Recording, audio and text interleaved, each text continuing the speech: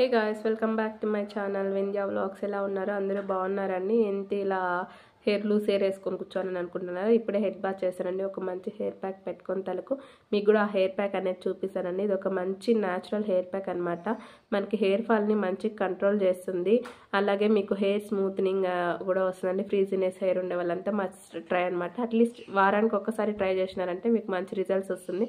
ఎందుకంటే న్యాచురల్ కాబట్టి మనకి రెగ్యులర్గా ట్రై చేస్తేనే రిజల్ట్స్ అనేది వస్తాయన్నమాట. మీరు కనుక నా ఛానల్ని ఫస్ట్ టైం చూస్తున్నట్లయితే please do like, share and subscribe to my channel అండి. ఇప్పుడైతే పదండి మీకు ఆ హెయిర్ ప్యాక్ ఎలా చేసుకోవాలి, ఏం చేయాలనేది చూపించేస్తాను. ఈ హెయిర్ ప్యాక్ కోసం మనకు కావాల్సినది ఓవర్ నైట్ సోకుడు మెంతులు అండి. ఒక 2 టేబుల్ స్పూన్స్ అయితే సరిపోతాయి. ఒకరికైతే సఫిషియెంట్గా సరిపోతుందండి.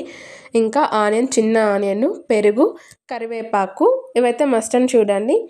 ఇంకా దీంతోకి గోరింటాకు వేసుకుంటున్నాను. ఇదైతే ఆప్షనల్, మీకు కావాలంటే వేసుకోవచ్చు, లేకపోతే లేదండి.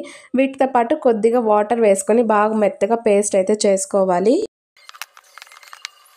నానబెట్టుకున్న వాటర్ ఉంటుంది కదండి, అది కూడా వేస్ట్ చేయకుండా మంచిగా వేసి మిక్స్ చేసుకొని పేస్ట్ చేసుకోండి. ఇప్పుడైతే నేనైతే హెయిర్ ప్యాక్ వేసేసుకుంటున్నానండి. మీరు హెయిర్ ప్యాక్ ఎప్పుడైనా సరే వేసుకునేటప్పుడు, లేకపోతే హెయిర్ కలరింగ్ చేసుకునేటప్పుడు ముందుగా హెయిర్ అంతా మంచిగా కోమ్ చేసుకోవాలండి.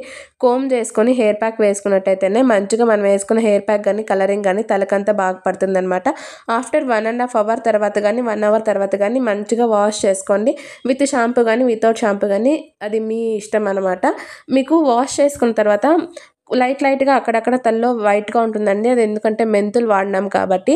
ఆ మెంతులన్నీ మీకు మంచిగా హెయిర్ డ్రై అయ్యాక ఒకసారి కోమ్ చేసుకున్నట్టయితే మంచిగా వెళ్ళిపోతుందండి.